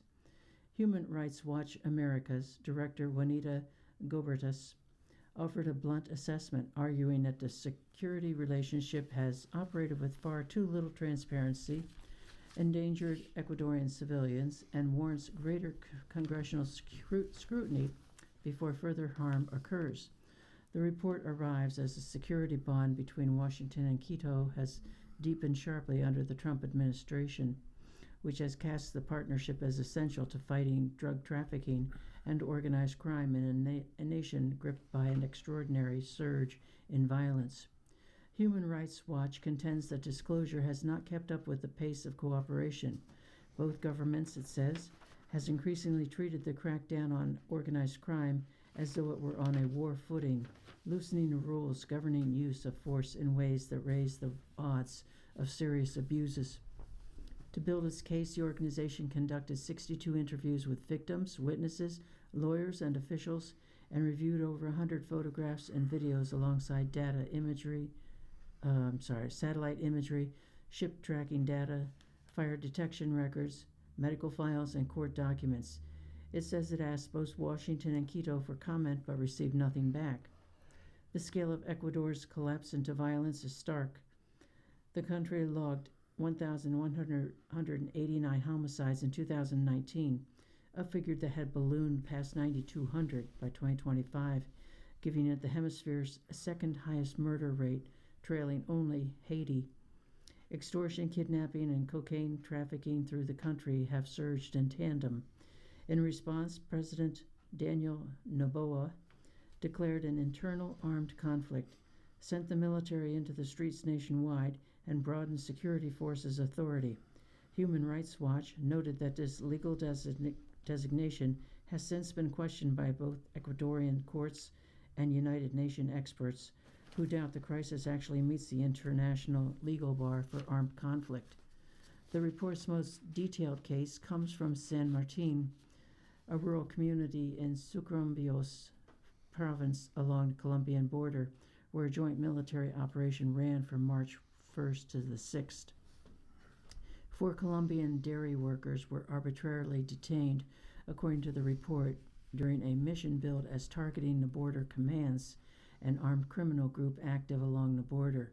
Investigators say the men were beaten, shocked with electric jolts, threatened with mutilation, and subjected to mock executions, then released without ever being charged. One worker described being shocked repeatedly with a taser and doused with water beforehand, saying he blacked out more than once. Another said soldiers threatened to remove his fingers or fingernails while pressing him for information on weapons and drugs, and a third said a soldier held a gun to his head, cocked it, and pulled the trigger in what he took to be a staged execution. Forensic reviewers from the Independent Forensic Expert Group, along with medical records and injury photos gathered by Human Rights Watch, back up the man's accounts of being beaten in custody. Days later, the military destroyed the farm where the men worked, along with 2 other properties, insisting all 3 had served as training grounds for the border commands. Human Rights Watch say its own evidence, interview, and photos instead shows a functioning dairy operation with no visible ties to organized crime, and that 2 other sites had simply sat abandoned for years. Ecuadorian officials maintain the detentions were justified by suspected links to the armed group. U.S. Southern Command Chief General Francis L. Donovan later said the Senate Armed Services Committee, he later told the Senate Armed Services Committee the operation had been carried out well. Prosecutors ultimately dropped the matter, citing a lack of evidence and the workers' clean criminal records. A second thread of the report examines 3 incidents off the Galapagos Islands between January and March. 2 fishing boats, the La Negra Francisca Duarte II and the Don Maca, were reportedly struck by armed drones, injuring at least 4 crew members. A third vessel, the Fiorella, vanished on January 20, with 8 crew members still unaccounted for. Survivors say that after the strikes, a boat flying a U.S. flag approached and armed. English-speaking personnel forced them aboard at gunpoint, handcuffing and hooding them, making some kneel for hours on a scorching metal deck before eventually transferring them to the Salvadorian Coast Guard and later back to Ecuador. One survivor recalled being questioned about casualties even as rifles were trained on the group. Both the Pentagon and the U.S. Coast Guard have denied any role in the drone strikes or the Fiorella's disappearance, and the Ecuadorian officials have not confirmed the incidents occurred at all. Human Rights Watch says it could not pin down who launched the drones or identify the mystery vessel, but argues the survivors' consistent accounts point to likely American involvement or awareness, and that the unanswered questions alone justify a full, transparent investigation. Human Rights Watch places these episodes within a wider trend. Complaints of excessive force and extrajudicial killings by Ecuadorian security forces reportedly more than doubled after Noboa's 2024 armed conflict declaration. The group also points to UN concerns over forced disappearances and cites the notorious Guayaquil case, in which 4 boys detained by soldiers were later found dead, a case that led to convictions of 16 military personnel. Larry? Thank you, Linda. Judge blocks Trump's immigrant work rule.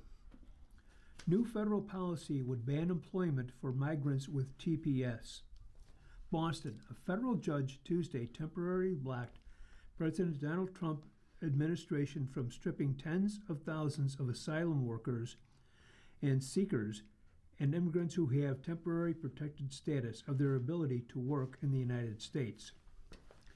U.S. District Judge Nathaniel Gorton in Boston sided with a coalition of immigrant rights groups and labor unions that sued to block the U.S. Citizenship and Immigration Services from moving forward with a series of policies designed to implement new immigration-related restrictions enacted by Congress last year.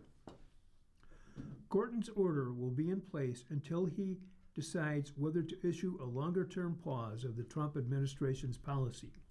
Trump's signature tax and spending law that was passed by the Republican-led Congress in July 2025 for the first time imposed fees to apply for asylum and restricted employment authorization for people with temporary protected status, or TPS.